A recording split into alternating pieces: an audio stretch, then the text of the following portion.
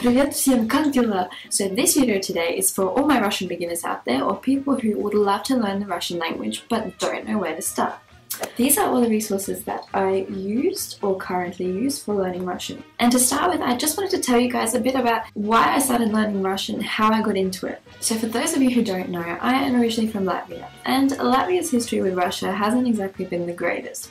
And when I was little, because my family grew up in Latvia with speaking Russian during the Soviet Union, they all learned Russian. And I was born 5 years after we became independent, so I didn't really grow up speaking it. And when I was 8 years old, I had a mission, and I taught myself the Russian alphabet because my mum and my grandma, when they didn't want me to understand something, would always talk in Russian, and it frustrated me so much. And I said to them, one day I'm going to learn Russian and I will show you. And so last year I was kind of sick of knowing only 5 languages, and I thought, that's it, let's take up Russian, let's do it. And it just happened so that I met my boyfriend about a month after I started learning Russian, and he's also Russian. So that also gave me a little bit more of a push to want to learn more and to improve it a lot quicker. And the biggest difference with my Russian learning journey is that I started learning Russian when I was in Germany. And so I took a course at university, which was in German, obviously, and I found it a lot easier to learn it because when I started learning, I picked this book up, and this book is actually really good for beginners. I can definitely recommend it. So the only thing that this book lacks is the audio side of it, because it's crucial in Russian, because they have a Cyrillic alphabet, that you listen to how every word is pronounced and where the tone goes, because a letter like O, for example, is pronounced like an A most of the time, so it's pronounced A, unless the emphasis is on the O. So this is once again a really good guide to the introducing the letters. It's got practice questions at the end, so I can definitely recommend this book for any beginners who are learning Russian and who are English speakers. But then I kind of realized that it wasn't really clicking when I was given the English explanations. When I started my Russian course, we used this book most. And I found it really awesome. I had an awesome teacher, and she focused a lot on pronunciation to start with, and reading, and obviously learning the alphabet, which I already knew considering I had learned it beforehand. And especially because Russian has a lot of cases. So it's got 6 cases. So it's got the accusative, the dative, the instrumental, the prepositional, the genitive, and I might be missing one. Anyway, because German has 4 cases, it really made it easy for me to pick it up. And so this is a method called language laddering. So it's where you use a language that you've previously learned to learn a following one.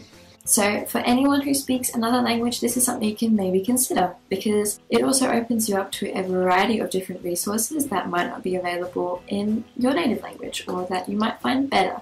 So it does take a little bit of testing and trying and whatnot. But anyway, so I'm going to give you my top tips on where to start with learning Russian and how I started and the things that I do. So as I mentioned, number 1, learn the alphabet. There are plenty of resources. Go on YouTube and learn the letters. So learn to read them, to hear them, to pronounce them, because it's really important. Especially because Russian has the sound in the back of your throat, like like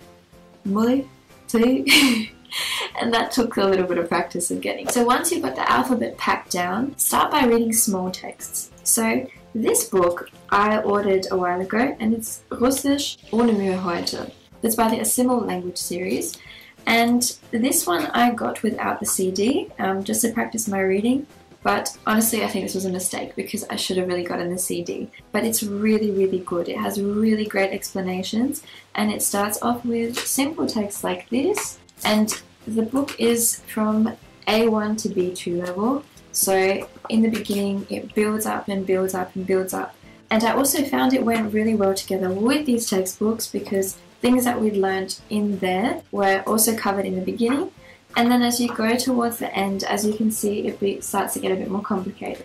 Now the next thing, when learning words and vocabulary, I wanted a different method. I was really sick of, I don't know, just the I started using post-it notes as well, but I was kind of just sick of the normal method. And so I got this Russian visual dictionary, and it's Russisch Deutsch, so it's in German, but you can find this one as well in plenty of other languages. And it's just a visual dictionary. So instead of, looking at words and linking words with words, you link words with pictures, which for me personally is a lot easier to learn vocabulary. But really the absolute best thing that has helped my Russian has been Russian Pod 101, and this I recommend for all languages. I find podcasts to be really, really great because they're versatile and they come along with the texts, the audio and exercises. I think you do have to get an upgraded version, but that's okay. And the other thing that I really find useful are these apps here. So if you can see them, there's Duolingo, on which I practice my vocabulary, and I find it's almost like a good Russian game. So when you're bored or when you're not that motivated to be doing anything difficult, that really helps. Blackjack, I also made a video which I will link up here, but that is really awesome. And the other thing I do is I watch Russian movies. So I will link a few of my favorite shows and videos and stuff like that in the description box below.